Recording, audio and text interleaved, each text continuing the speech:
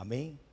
Então nessa noite eu quero ministrar a palavra, Mateus capítulo 5, verso 41. Só esse verso, diz assim: e se qualquer te obrigar a caminhar uma milha, vai com ele 2. Amém? Se alguém te obrigar, grave essa palavra, te obrigar a ir a uma milha, caminhe 2. Então nessa noite o Senhor quer nos ensinar o mistério oculto da sua palavra acerca da segunda milha. Acerca da segunda milha. Isso é um mistério que poucos têm entendimento. É por isso que nós observamos nesse tempo de vida que vivemos na fé, muitas poucas pessoas tendo a alegria de servir ao Senhor. Porque o segredo em servir ao Senhor não está em ser abençoado por Ele, mas ser sustentado por Ele. Ser sustentado por Deus. Em passar 5, 10, 50, 100 anos na nossa fé e olhar para nós, que na mesma intensidade do começo é também o final. Na mesma intensidade do começo da fé também, antes de fechar os olhos, é o final. Então, o mistério para nós da segunda milha é sempre fazer mais do que a nossa obrigação. Amém? Por isso que é um mistério, e são poucos que têm essa revelação. Mas eu creio em nome de Jesus que a luz do Senhor vai iluminar sua mente nessa noite, através da palavra do Senhor. Se você não sabia, você vai glorificar como eu. Amém? Diga para o seu irmão assim: vamos caminhar uma milha? Falou? Agora você responde. Você que ouviu o seu irmão, você fala assim: não, eu vou caminhar 2 com você. Aleluia! Eita Deus! Aleluia! Amém? Glória! Pode sentar, irmãos, por favor. Maravilha, Jesus. Maravilha. Maravilha. Nós nos deparamos, eu gosto sempre de dizer isso, pastor, o que difere esse ambiente de um baile? O que difere esse ambiente de uma reunião social? O que difere esse ambiente de qualquer outro ambiente, talvez mais importante na sociedade do que esse? Como um fórum, um departamento, um ministério, uma secretaria, onde se trata de coisas importantes para o bem social.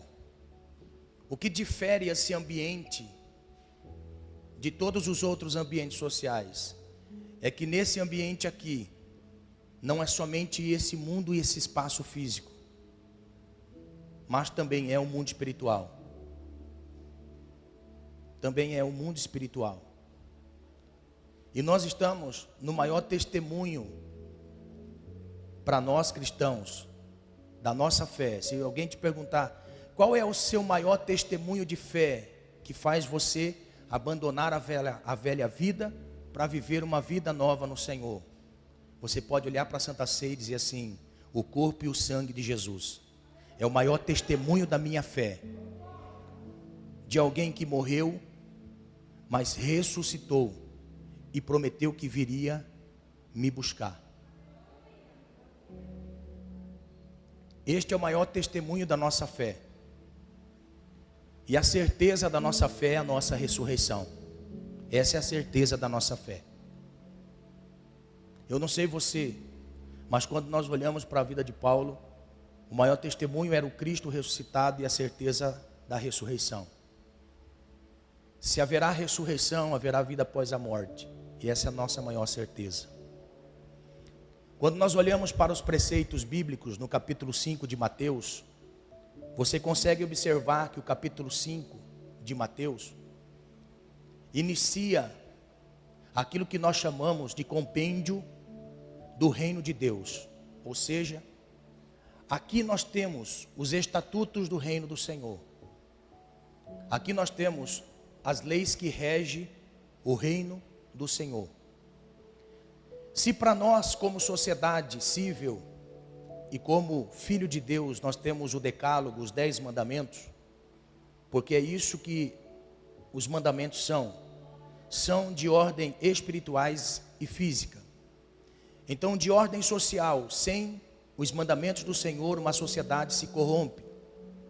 E em uma ordem espiritual, sem adorar e servir ao Senhor em primeiro lugar na sua vida, nós nos corrompemos. Quando nós olhamos para esses mandamentos, são essenciais para a nossa vida. E isto é visivelmente observado na vida daqueles que professam a fé em Deus. Professar a fé em Deus é muito além do que palavras, é muito além do que um sentimento vazio que se transforma em palavra. Servir e amar ao Senhor são atitudes que honram ao Senhor, que honram a Deus. E quando nós olhamos para Mateus capítulo 5, nós temos aquilo que nós chamamos de base cristã, porque nós estamos no reino do Senhor, professando a fé em Cristo Jesus, automaticamente Ele nos transforma. Irmãos, deixa eu dizer algo. Se nós que começamos uma carreira cristã, que começamos na fé, nós não estivermos num ambiente aonde não nos confronta, aonde não vem sobre nós uma repressão espiritual, de forma a nós mudarmos a nossa conduta, princípios do reino estão sendo burlados nesse ambiente. Se nós estamos num ambiente aonde eu me sinto confortável sendo um cristão em sociedade, alguma coisa está errado no ambiente. Se num determinado momento da nossa reunião, Deus não me confronta, Deus não vem me confrontar, a minha fé está num Deus terreno. Está num Deus terreno. Porque nós somos moldados ao caráter do mundo. Nós somos moldados àquilo que nós chamamos de vida mundana.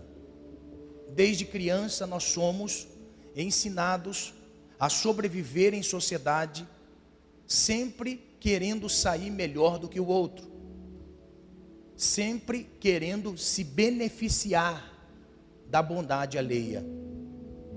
E quando nós nos convertemos ao Senhor e estamos no ambiente, nós precisamos ser confrontados pelo Espírito Santo, de forma a nós mudarmos os nossos pensamentos, as nossas atitudes e as nossas obras. Se engana quem pensa que o pastor local não é repreendido pelo Senhor através das suas vidas. Se engana quem pensa que aquele que ministra o Evangelho também não tem responsabilidade de viver o Evangelho. É por isso que o apóstolo Paulo ele vai dizer: eu tenho que prestar muita atenção, eu tenho que tomar muito cuidado, porque eu pregando aos outros, naquele grande dia, eu não venha a ser reprovado pela minha conduta. Então todos nós somos confrontados pelo Espírito Santo. Todos nós somos confrontados pelo Espírito de Deus a entendermos que precisamos de mudança, que precisamos de uma transformação. Então Jesus no capítulo 5, todos nós olhamos para Jesus e vemos os milagres de Jesus. Todos nós observamos os milagres do Senhor Jesus. E o que motiva muitas pessoas nos dias de hoje em buscar a Deus é ver que os milagres do Senhor Jesus, operado no passado, continua sendo operado nos dias de hoje. Mas se engana que quem entra para o Evangelho apenas no benefício do Evangelho, se engana, porque Deus é o Deus que dentro deste ambiente coloca regras para nós sermos moldados pelo Senhor. Mesmo na graça, precisamos entender que nós somos confrontados pelo Senhor a mudarmos as nossas atitudes. E quando nós olhamos para este compêndio do capítulo 5, 6 e 7 de Mateus, nós temos a base da nossa fé. Nós temos a base. Não se engane, porque dentro desses 3 capítulos, mesmo na graça tem condenação. Mesmo na graça tem condenação dentro destes 3 capítulos, que contém palavras que vai ditar a nossa vida, desde algo tão desprezível, que se chama ansiedade, até mais ao pecado mais grave que temos, que muitas vezes olhando, nós catalogamos como o adultério o pecado mais grave. Desde o pecado menor ao pecado maior, o capítulo 5, 6 e 7 de Mateus, mostra para nós a responsabilidade de cristão que nós temos. Nós temos uma responsabilidade no reino do Senhor. E esta responsabilidade no reino do Senhor é muito mais do que levar o seu nome, é levar o nome de Cristo, é levar o nome de Deus. E quando nós olhamos para o verso 41, dentro de uma coleção de palavras, nós temos uma palavra de Jesus que costumeiramente nós passamos desapercebidos. Costumeiramente passamos desapercebidos com esta palavra do Senhor Jesus, que diz respeito à nossa vida. Um costume vivido na época não se limita apenas a um povo da época. Um costume vivido nos tempos bíblicos, no tempo de Cristo, não se limita à nossa conduta cristã no século 21. Quando nós olhamos para o verso 41, Jesus estava dizendo acerca de um costume da época, até porque Jerusalém foi sitiada, não somente Jerusalém, mas toda Israel foi sitiada, foi tomada e subjugada por um império romano. E na época o império romano era o império, depois da Grécia, era o império mais atroz, era o império mais maldoso, era o império com mais crueldade. No entanto, que a crucificação não era dos judeus, a crucificação era romana. Se matava por qualquer coisa para exercer a autoridade. Então, quando Jesus ele vai dizendo a respeito dos compromissos cristãos, Jesus ele chega nesse verso e diz: se alguém te obrigar a caminhar 1 milha, vá com ele 2 milhas. Então Jesus não estava dentro desse compêndio. Se você olhar e analisar, você vê que Jesus disse: olha, se alguém bater de um lado, dê o outro. Jesus não estava querendo nada disso. Jesus estava dizendo: olha, se o teu olho te escandalizar, corta, arranca ele, joga fora. É melhor entrar cego no céu do que com 2 olhos ir para o inferno. Jesus não estava dizendo que nós iríamos ficar deformados por causa da graça, por causa de ser um cristão. Mas aqui são princípios. Jesus queria mostrar a importância de ter uma vida íntegra no Senhor. Então, quando chega nesse verso 41, Jesus ele vai mostrar para nós que existe uma responsabilidade dentro de uma sociedade. Existe, mesmo sendo um cristão e sabendo que o nosso reino não é desse mundo, que o nosso reino não é terreno, nosso reino é um reino espiritual, eterno, que nunca mais terá fim. É isso que Jesus veio trazer, um reino eterno, um reino que não tem fim, que proporcionado pelo seu sangue, nós temos essa graça para vivermos eternamente com o Senhor. Então, Jesus, ele estava aplicando princípios sociais da época. Por quê? Porque Roma tinha dentro das suas leis, uma lei que dizia: se um soldado romano se aproximar de um israelita e dissesse a ele: leve as minhas armas, os meus escudos, 1 milha, automaticamente eu teria que deixar todas as coisas, eu teria que abandonar todas as coisas que eu estivesse fazendo.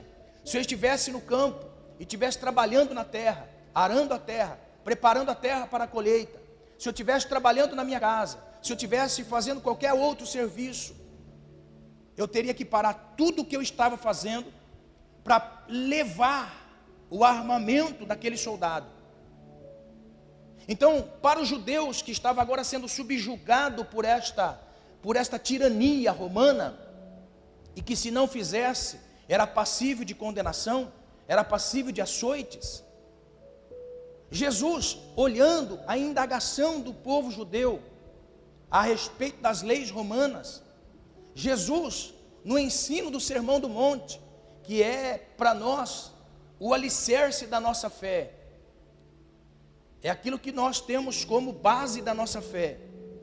Jesus colocou este ensino, aplicou este ensino de forma tão literal, que Jesus trouxe a seus ouvintes um questionamento a respeito da doutrina de Cristo. Como pode eu ser filho de Deus? Como pode eu guardar os mandamentos do Senhor, ser subjugado por uma nação e ainda ter que olhar estes estatutos de lei e observar, tentar? Aonde está Deus nisso? E quando vem Jesus e diz ainda que eu tenho que, além de caminhar 1 milha, eu tenho que agora ir 2 milhas levando. Jesus, na realidade, ele não queria aplicar apenas uma lei social, porque haja vista que Jesus não queria que as pessoas fossem tão agravadas como nós pensamos no literal. Quando nós olhamos para Jesus, Jesus estava querendo dizer assim: se alguém te obrigar a fazer alguma coisa, seja na sociedade, ou seja para Deus, faça além da sua obrigação. Faça além da sua obrigação. Aleluia. Faça além da sua obrigação. Então Jesus estava querendo implantar no nosso entendimento uma palavra que é muito costumeira, nós ouvimos nos dias de hoje. Por que nos dias de hoje? Porque nós estamos perto das eleições. E talvez você já ouviu assim, você já ouviu de um candidato a alguma coisa: fulano, ciclano rouba, mas eu sou honesto. Como se a honestidade fosse algo a ser premiada. Quando um candidato, ele diz: olha, eu sou honesto, eu não roubo. Isto não é uma virtude, isto é uma obrigação. Quando uma pessoa na sociedade está indo conforme as leis de trânsito, e nas leis de trânsito está dentro de todos os limites, uma pessoa como essa, não são virtudes, são obrigações. Nós confundimos as coisas concernente ao que é virtude e o que é obrigação. Virtude sou eu pagar em dia todas as minhas dívidas, não dever para ninguém. É virtude, pastor? Não, isso é obrigação. Virtude seria eu ajudar alguém a pagar as suas dívidas. Eis-me aqui, irmãos.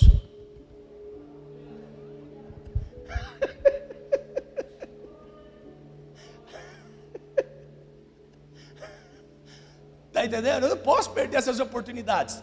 Mas olha só, então quando nós olhamos, nós começamos a entender que caminhar 1 milha não era virtude. Porque na mente daqueles que estavam caminhando 1 milha, seria uma virtude caminhar 1 milha. Mas Jesus fala: se você caminha apenas 1 milha, tenha o entendimento que você está fazendo mais do que a sua obrigação. Agora, quer fazer além? Caminhe 2 milhas. Aleluia. Quando nós olhamos para o nosso ambiente é: eu sou uma pessoa correta, glória a Deus. Isto não é virtude, isto é obrigação. Quando nós olhamos para a nossa conduta e nós nos gabamos a respeito daquilo que eu professo de fé no Senhor e ando apenas no princípio da minha fé, isto não é virtude, isto é obrigação. Virtude é ir além do que o Senhor me pede.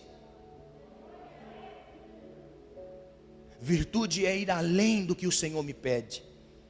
os que não alcançam esta primeira milha, porque existem pessoas que não conseguem alcançar esta primeira milha, que é a obrigação.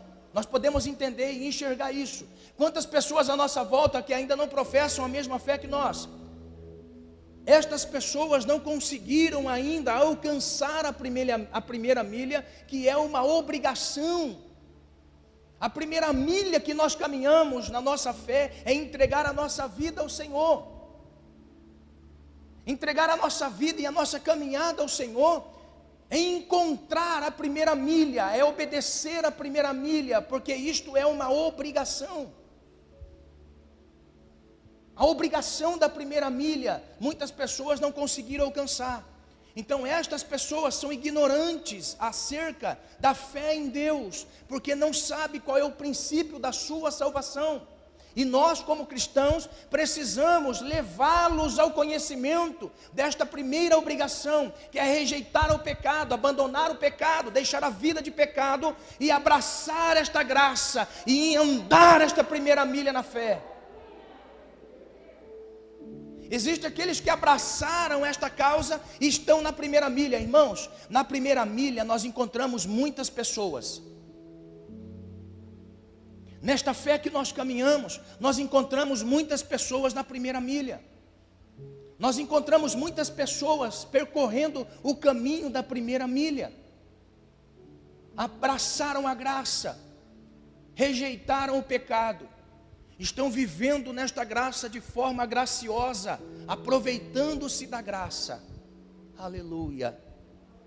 Vivendo esta graça como uma oportunidade estendida pelo Senhor para nós. Nós abraçamos esta graça, estamos na obrigação do caminhar de uma milha. Neste ambiente nós encontramos muitas pessoas. Existem muitas pessoas que estão neste ambiente de milha. Existem muitas pessoas que você encontra pela rua e diz assim: a paz do Senhor Jesus. Existem muitas pessoas que estão caminhando esta milha conosco. Nós encontramos. Eu posso dizer que o tráfego desta primeira milha, existem muitas pessoas congestionando o caminho. Existem muitas pessoas que estão usando as faixas desta primeira milha, estão engarrafando o trânsito. Nós conseguimos encontrar muitas pessoas nesta primeira milha. São pessoas que abandonaram o pecado e vivem para o Senhor, rejeitando a vida velha e fazendo aquilo que é de obrigação ao Senhor. Pastor, o que é obrigação? Se santificar. O que é obrigação? Orar. O que é obrigação, pastor? Obrigação é estar em comunhão. Obrigação, olha só, nós estamos vivendo neste ambiente da primeira milha com um sistema congestionado. Mas eu posso dizer que estes que estão vivendo nesta primeira milha estão fazendo o essencial. O essencial. Agora olha só, quem faz além da obrigação são virtudes de filhos de Deus.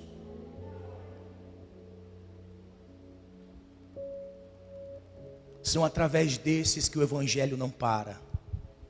São através desses que o Evangelho não estaciona. São através desses que o reino dos céus está sendo povoado. São através desses que estão caminhando 1 milha, 2 milhas, 3 milhas, 4 milhas. Estão caminhando milhas e milhas para que o Evangelho não pare, para que o Evangelho não retroceda, para que o Evangelho caminhe através de nós. São aqueles que estão caminhando 2 milhas, 3 milhas. Esses estão fazendo mais do que o essencial. Esses estão fazendo com primazia, amando ao Senhor mais do que as suas obrigações. Aleluia. Fazendo mais do que as suas obrigações. O reino de Deus está caminhando, porque existem pessoas caminhando mais do que 1 milha. Existem pessoas caminhando milhas e milhas. E existe um mistério muito grande por detrás disso. Por quê? Porque o Senhor, Ele faz com que cada um daqueles que faz mais do que é esperado, o Senhor faz eles como luz no meio das trevas. Luz no meio das trevas. Não fazer só o essencial, não fazer só o de obrigação, mas ir além. Então a Bíblia mostra para nós, irmãos, que nós corremos um risco muito grande de fazermos apenas a obrigação e muitas vezes falharmos nessa obrigação. Olha o que Jesus vai dizer para nós em Lucas 17. Ele não quer apenas que nós venhamos viver uma expectativa vazia de fé no Cristo. Ele quer que nós venhamos viver no Senhor de forma a caminhar milhas e alcançar pessoas. Alcançar pessoas. Não fazer só a nossa obrigação. Olha o que Jesus diz em Lucas 17. Ele vai dizer: e disse aos seus discípulos: é impossível que não venham os escândalos, mas ai daquele por quem vem. Melhor lhe fora que lhe pusesse ao pescoço uma pedra de moinho e fosse lançado ao mar, do que fazer tropeçar um desses pequeninos. Olhai por vós mesmos, e se o teu irmão pecar contra ti, repreende-o, e se ele arrepender, perdoa-lhe. E se pecar contra ti 7 vezes no dia, e 7 vezes no dia vier ter contigo, dizendo arrependo-me, perdoa-lhe. Disseram então os apóstolos ao Senhor: acrescenta-nos a fé. Olha só, alguém que não queria apenas fazer a obrigação. Ao olhar o discurso de Jesus, porque esse discurso de Jesus é de ir além da expectativa, de fazer a obrigação. E quando eles olharam para si, eles disseram assim: nós não temos esta condição, Senhor, nós não conseguimos ter esta condição. Aí um dos discípulos disse para Jesus assim: Jesus, então acrescenta a nossa fé. Aleluia. Olha o que eles estão dizendo: Jesus, acrescenta-nos a fé. Por quê? Porque caminhar uma milha, nós não precisamos de fé. Pelo processo da escolha e da separação do Senhor sobre nós, nós servimos automaticamente. Só que nós corremos risco no meio do caminho, perder o sentido da nossa carreira. E quando nós perdemos o sentido na nossa carreira, a ser afrontado por alguém, entra em nós a natureza pecaminosa. Com a mesma afronta que eu recebi, eu também vou devolver. Nós corremos o risco disso, porque é obrigação. Então, na minha obrigação, não atentando para aquilo que Deus me chama, automaticamente eu preciso de fé para viver. Eu preciso de fé, e é isso que o Senhor quer colocar em nós, fé. O Senhor quer acrescentar a nossa fé. O problema nosso como cristão é manter-se acostumado na primeira milha. A minha primeira milha é: eu canto a canção 15 da harpa. Ó, quão cego eu andei e perdido eu vaguei, longe, longe do meu Salvador. A minha obrigação é participar do Codiceio. A minha obrigação é dizimar. A minha obrigação é estar no ambiente. Mas quando eu sou afrontado e confrontado por alguém, eu quero devolver o revide. Aí Jesus vem dizendo: fez isso no dia com você? Então espera. Se ele fizer 7, ainda perdoa ele. Aí o discípulo olhou para ele e falou assim: mas mestre, então acrescenta a nossa fé. Ou seja, me ensina a caminhar a segunda milha, Senhor. É isso que nós precisamos. Quando falo nós, eu também preciso disso. E é por isso que todos os dias eu sou confrontado na minha mente a ser melhor do que eu fui ontem. Aleluia. Aleluia. Eu preciso ter a fé aumentada para caminhar a segunda milha. Agora olha só o que o Senhor continua dizendo. Aí ele vai dizendo assim: e disse o Senhor: se tivesses fé como um grão de mostarda, dirias a esta moreira: desarraiga-te daqui e planta-te no mar, e ela vos obedeceria. Aqui Jesus não estava dizendo a respeito da fé como um grão de mostarda no seu tamanho, mas em essência. É isso que o Senhor quer fazer em nós, essência do Senhor em nós. Aí ele vai dizendo: e qual de vós terá um servo a lavrar ou apacentar o gado, a quem voltando ele do campo diga: chega-te e assenta aqui à mesa, e não lhe diga antes: prepara-me a ceia, e cinge-te e serve-me, até que eu tenha comido, bebido, e depois comerás e beberás tu? Aí ele vai dizendo: porventura dá graças ao tal servo, porque fez o que foi mandado? Creio que não. Assim também vós, quando fizerdes tudo o que vos mando, dizei: somos servos inúteis, porque fizemos somente o que deveríamos fazer. Amados, não é virtude nós estarmos no culto. Amados, não é virtude darmos testemunho de Cristo. Não é virtude nós sermos obedientes. Não é virtude servirmos pessoas. Não é virtude deixar as coisas para servir pessoas. Não é virtude, isto é obrigação. E quando nós fazemos a obrigação, o Senhor diz: eu tenho uma história a contar a vocês. Tem um homem muito rico que tem muitos servos sob seu cuidado, sob sua responsabilidade. E se eu disser a um servo que está no campo, e este servo que está no campo, eu dizer a ele: pare de lavrar a terra e venha preparar a mesa para que eu possa comer. E se ele deixar todo o seu trabalho, que é obrigação dele, que é algo obrigatório dele, e disser para ele: venha me servir a mesa, enquanto você não preparar a comida, e não preparar a mesa para mim, e não der a comida para mim, enquanto eu não tiver comido, depois você comer, tudo isso que você fez, não é virtude, é obrigação. Por que é que nós vivemos uma geração de pessoas insatisfeitas com Deus? Porque nós fazemos só a obrigação, e o Senhor não tem prazer em nós se fazemos somente a obrigação. Existem muitas pessoas que nem a obrigação fazem. O Senhor está vendo todas as coisas do tempo que nós estamos vivendo. Nós somos cristãos, e cristãos têm que fazer além do que é mandado pelo Senhor.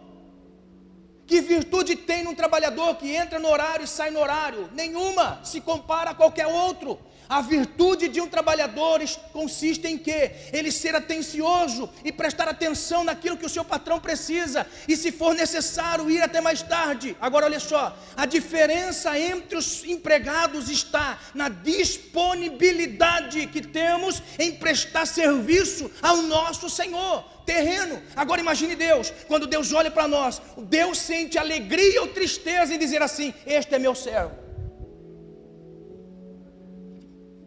Está entendendo? Agora você imagine, a alegria do Senhor é a nossa força. Por isso que nós vivemos uma geração de pessoas desanimadas. Vivemos uma geração de pessoas que não consiste em estar alegre no Senhor. Por quê? Porque faz apenas o que é necessário. Aí Jesus vem dizer: que virtude há neste servo? Meu Deus, que o Senhor possa, irmão, neste mês, em nome do Senhor Jesus, encontrar virtudes em nós e ver em nós disponibilidade para o reino. E eu posso dizer para você: se a alegria do Senhor não tomar conta do seu ser, conta da sua alma, não tomar conta do teu espírito de tal forma e te encher com o Espírito Santo, este mês, se você se dispor ao Senhor, eu paro de pregar o Evangelho. Porque isto, eu consigo viver isso. Posso ter falhas, posso ter erros, posso cometer muitas coisas, mas se você parar comigo para sentar juntos e falar de Jesus, nós vamos até tarde da noite. Se você me deixar pregar aqui, eu prego até da noitão. Se você encontrar comigo para a rua, perde tempo ou ganha tempo. Agora olha só, não é só isso. Eu sei que não é só isso. O nosso cristianismo não pode transcender apenas somente esse ambiente. Ele tem que traspassar as quatro paredes desse ambiente. É isso que o Senhor está dizendo. Aqui nós cantamos bonito, aqui nós falamos bonito, aqui nós nos amamos, e quando nós saímos daqui, é isso que o Senhor está falando conosco. Em nome do Senhor Jesus, a sobrevivência espiritual está da maneira que nós nos comportamos com esse Senhor. Existe bênçãos por detrás disso, irmão. Existe bênçãos por detrás disso, aleluia. Existe bênção para nós caminharmos a segunda milha, sujeitarmos uns aos outros. Olha só, sujeitar uns aos outros. Este texto está dentro de um contexto, Jesus ensinando atributos para a minha vida. A segunda milha mostra para nós o amor fraternal, o amor incondicional. É sabendo que eu não posso dar nada para você, você me ama. Eu não posso dar nada para você, você me ama. Eu sabendo que você não pode dar nada para mim, continuo te amando do mesmo jeito. Amados, não é o amor meloso que nós vemos, porque o texto vai mostrar para nós, em Romanos capítulo 13, a Bíblia está dizendo assim para nós: a ninguém devais coisa alguma, exceto o amor, com que vos ameis uns aos outros, porque quem ama o próximo tem cumprido a lei. Amados, nós temos um conceito muito errado do que significa essa palavra amar. Amar, amor. O conceito palavra amor não está ligado a benevolências. Ou seja, a minha representação de amor é aquilo que eu posso dar para você. Isso não é amor. Amor não está ligado a palavras. Amor não está ligado a palavras. Amor está ligado em atitude. Agora olha só, são atitudes de nós não revelarmos o mal que há por detrás de toda falta de amor. Quero explicar. Muitas pessoas dizem assim: quem ama, dá. Mas a palavra do Senhor não diz isso. Porque quem ama não permite o mal tocar a pessoa. Quem ama não revida com a mesma afronta. Quem ama não troca mal por mal. É isto que a palavra amor representa para nós. A palavra amor não está dizendo para mim, alguém que me xinga, eu revide o xingamento. A palavra de Deus não me diz isso. Ela diz: não troque mal por mal. A palavra amor não é eu saber que uma pessoa me xinga e eu vou dar um abraço nela. A palavra amor é eu não difamar esta pessoa pelo xingo que ela me deu. É eu não querer passar o carro por cima desta pessoa porque ela me xingou. Amar não quer dizer que eu tenho que ir atrás de alguém e colocar ela no primeiro degrau da minha vida. Amar é eu respeitar a pessoa, saber as suas limitações e não revidar o mal, porque o mal não representa Deus. Por isso que o apóstolo Paulo está dizendo para nós: não devais nada a ninguém. Ou seja, eu não devo nada para ninguém, dinheiro, isso, aquilo, outro, e nem o amor. Por quê? Porque o dia que esta pessoa precisar, ou eu precisar dessa pessoa, se ela tem o amor, eu tenho amor, estamos unidos em Cristo.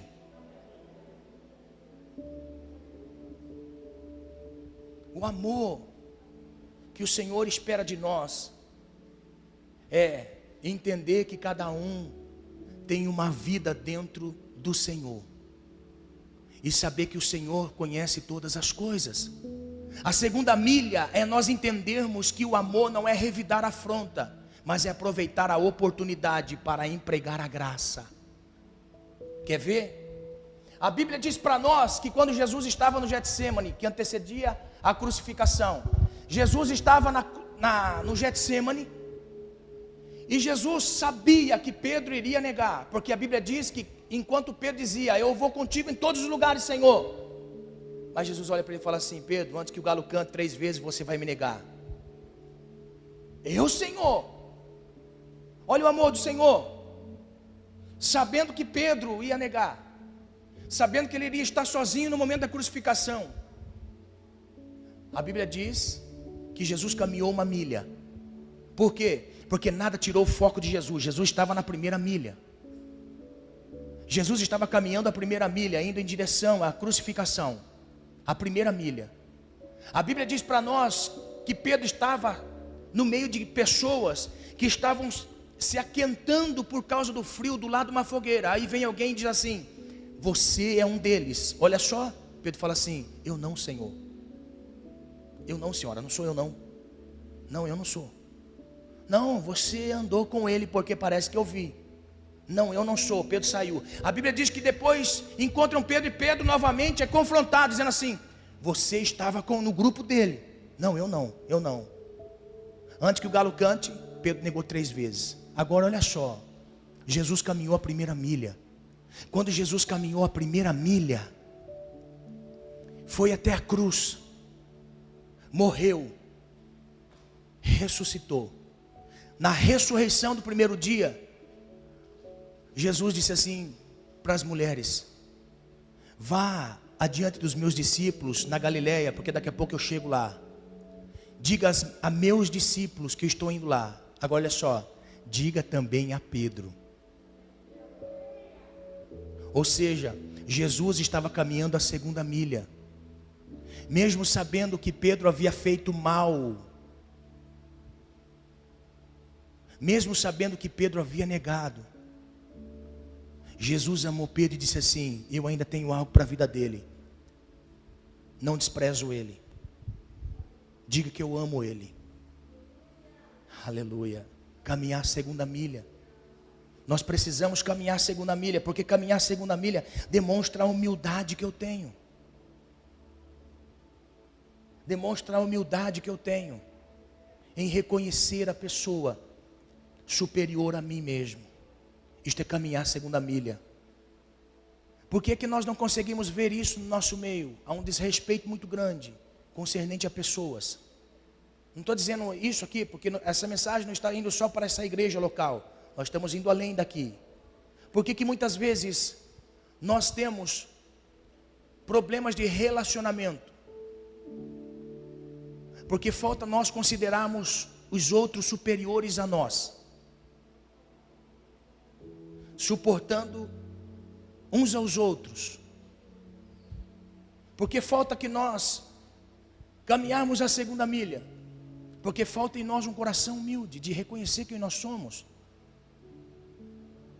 Nós precisamos reconhecer que nós precisamos caminhar a segunda milha, ir além da mediocridade, ir além do essencial. Nós precisamos entender que se nós nos suportarmos superiores uns aos outros, haverá mais respeito, haverá mais amor, haverá mais sinceridade, haverá mais Deus. Mais Deus.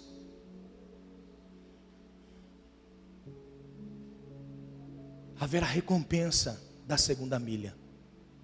Haverá recompensa da segunda milha. Sabe que recompensa da segunda milha? Não dá mais tempo. Eu estou confundindo o horário, irmãos. Eu ia até 9 horas. Eu falei, nossa, mas o horário não passa. Esqueci que hoje começou às 6. Já vou terminar. Olha só, eu tinha mais coisa aqui, mas não dá tempo. Ó, você sabia que existe recompensa da segunda milha? Quando nós entendemos que temos que fazer mais do que a nossa obrigação. Olha só o que o Senhor vai dizer para nós. A Bíblia diz, se você quiser abrir a sua Bíblia,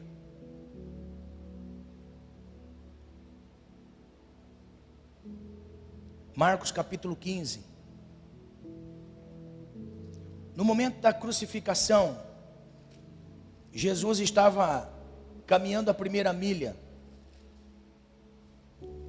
E a Bíblia diz no capítulo 15, no verso 21 de Marcos, disse assim: e constrangeram um certo Simão Cirineu, pai de Alexandre e de Rufo, que por ali passava, vindo do campo, a que levasse a cruz. Olha só que momento. Jesus estava caminhando a primeira milha, a obrigação de ir até a cruz. Jesus estava caminhando a primeira milha, indo em direção da cruz. Só que Jesus estava fraco e debilitado, porque quem fosse açoitado não era crucificado. Jesus só foi crucificado porque o povo disse: queremos Barrabás solto e Jesus condenado. Então Jesus foi açoitado e agora Jesus estava indo para a cruz. Quando Jesus estava na via dolorosa, os soldados romanos viram que Jesus não tinha mais condição de carregar a cruz. Aí a Bíblia vai mostrar para nós que estava passando um Simão da cidade de Cirene. Por isso que Marcos deixa registrado Simão Cirineu. Cirineu não era seu nome, Cirineu era a cidade que ele vinha. A cidade de Cirene, na África. Ele estava vindo de lá, e estava vindo do campo. A Bíblia não dá relatos a respeito deste homem, a não ser que ele era pai de Alexandre e de Rufo. Então tudo indica que nos dias de festa, que ele estava participando, vindo de longe, para os dias da festa, Ele veio pelo campo e quando ele chegou na cidade, por ser da África, identificou-se e disse um soldado: ei, você, ajuda ele a carregar a cruz. Ó, a lei da milha. Você é obrigado a carregar. Caminhe essa milha. Preste atenção que isso aqui é importante. Carregue esta cruz até o Calvário. Agora você imagina aquele homem, irmãos. Se ele estava indo para a festa, ele era judeu. E por ser judeu, talvez não creiam na mensagem de Jesus. Mas quando este homem pega a cruz para caminhar a primeira milha, olha só, a cruz não estava limpinha. A cruz estava suja de sangue. A cruz estava suja de sangue. Aleluia. Aleluia. Imagine aquele homem vendo Jesus caminhar pelo lado da frente. Aquele homem com a cruz nos ombros. E aquele homem olhando para aquele sangue que estava caindo sobre ele, manchando a sua roupa. Você está entendendo? E aquele homem estava caminhando com aquela cruz, olhando para aquele sangue, aquela roupa toda ensanguentada, aquele sangue todo escorrendo sobre ele. Imagina o que passou na cabeça desse homem. Imagina o que passou na cabeça desse homem. Ou esse homem não conhecia Jesus, ou esse homem não sabia quem era aquele jovem galileu, ou aquele homem era tão escuso da sociedade da época que não conseguia ter entendimento que aquele galileu era alguém que tinha se levantado há poucos anos atrás, pregando sobre um céu, sobre um reino, sobre um Deus diferente, e que estava atraindo pessoas sendo curadas e libertas, e que agora ele estava indo para a cruz e não tinha pecado sobre si. Aquele homem, quando estava caminhando a sua milha para levar a cruz de Jesus, alguma coisa aconteceu dentro dele. Aleluia, aleluia. Alguma coisa aconteceu dentro dele.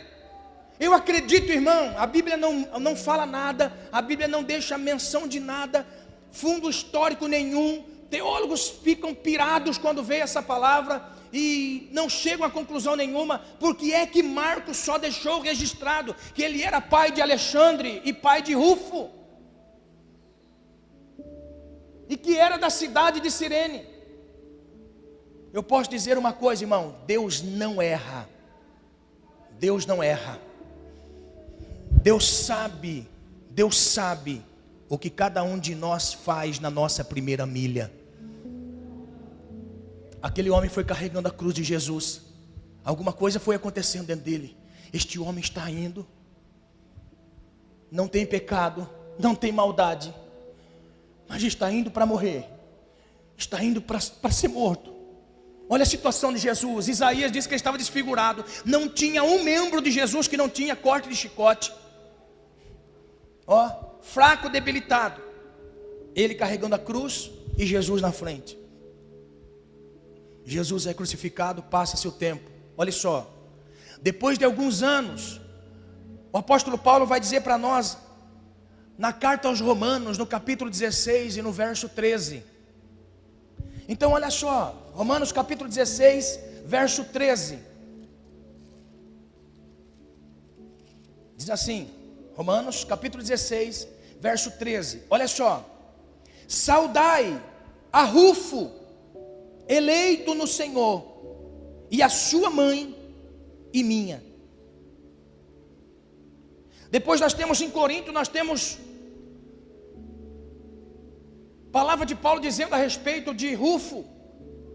E depois nós temos em Atos dos Apóstolos, no capítulo 6, uma congregação de judeus que tinha em Cirene. Irmão, juntando tudo isso, nós podemos chegar a algumas conclusões. Eu posso crer no meu espírito que aquele homem carregou a cruz, e a obra do Cristo foi feita sobre a sua vida, e sobre a sua casa, e sobre a sua família, de tal forma tão graciosa, que Paulo faz menção no final da sua carta a seus amigos. Sabe o que eu quero dizer? Existe recompensa da segunda milha. Existe recompensa da segunda milha. Existe recompensa. Eu quero dizer uma coisa a você em nome do Senhor Jesus. Não faça só a obrigação. Faça mais. Faça mais. Que o reino do Senhor possa avançar através de você. Que o reino do Senhor possa avançar através de você. Não precisa se fazer muitas coisas. Não precisa se fazer muitas coisas. Apenas você caminhar a segunda milha, entender o propósito do Senhor. Levar essa palavra, a sua cruz, levar o Evangelho de Cristo, viver uma vida cristã, em nome do Senhor Jesus. Vai valer a pena. No final da história vai valer a pena.